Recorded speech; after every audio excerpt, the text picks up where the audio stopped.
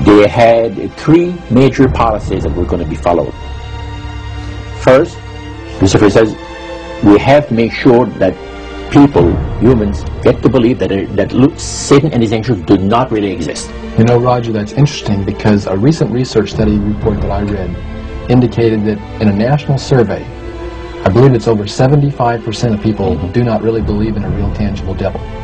But there is one. The next thing, the three-parts policy that they had adopted there, the second one was to find a way of being able to get total control of people's minds. And that would be done by taking hypnotism out of the realm of the occult and introduce it as a new science for the benefit of mankind.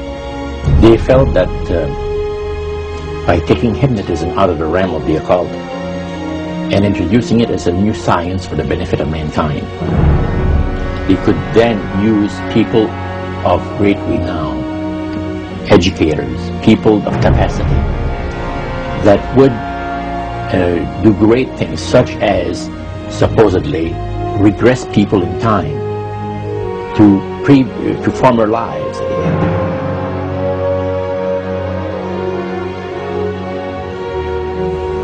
And of course, after the session is over, the person would not know a thing about ancient history.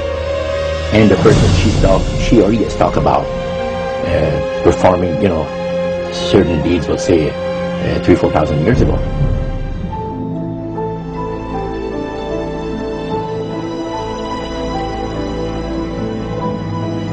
But this was their strategy. Now, what this would do for the thing is this, that it would create in the minds of the general public, solidly set in the mind of the general public, an unwavering trust in that great deception. So now this would be a way of de-Christianizing the Western world through the avenue of mysticism. The three things were, number one, that they did not want Satan did not want the human family to think that he or his angels existed. Right. The second point that you made had to do with taking control of people's minds. That's right. The third point was what? Was to destroy the Bible without burning it. Okay. See? And what was his strategy on that? On that, it was very interesting. Because after the Great General Council, it was decided that Satan would tutor Charles Darwin personally in setting up the principles of his theories of evolution. He was tutored by Lucifer himself, fallen Lucifer. And at that time, it was understood, Satan and his spirit counselors understood, that if a person was led to believe in the theory of evolution, it would, in his life, destroy completely the creation week of the Bible, the fall of man, and final redemption.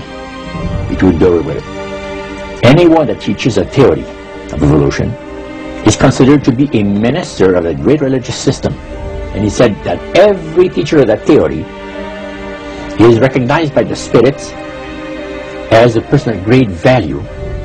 And receives a very special unction from Satan himself, giving great power to induce spiritual blindness, to convince and convert.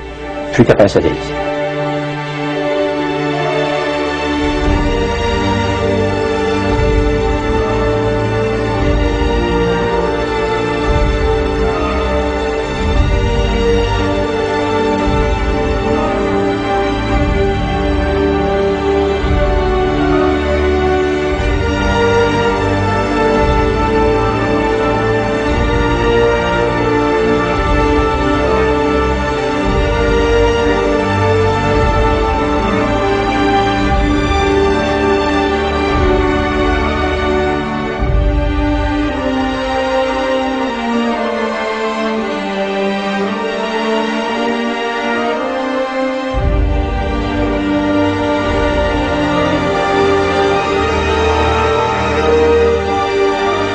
This is the grain plain, the Master's grain plain, for harvesting the nations, for harvesting the multitudes of the earth.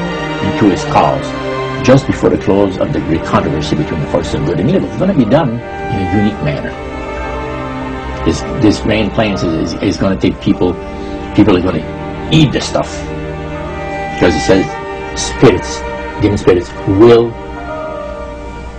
declare themselves to be inhabitants of far distant planets in the galaxies that are coming to warn the inhabitants of planet Earth of the impending destruction of the planet unless something seriously proper is done to avoid it.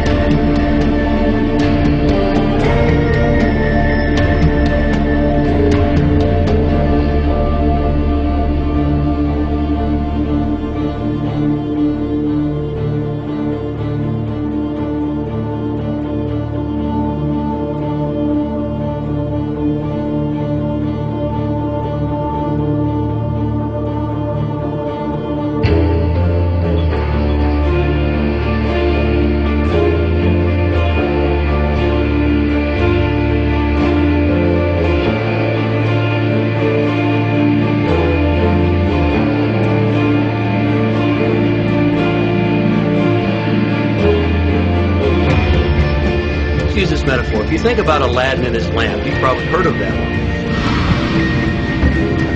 The genie always says one thing. Your wish is my command. You know, the universe is this great genie, and your conscious mind is Aladdin. It formulates the intention of what you choose for your life.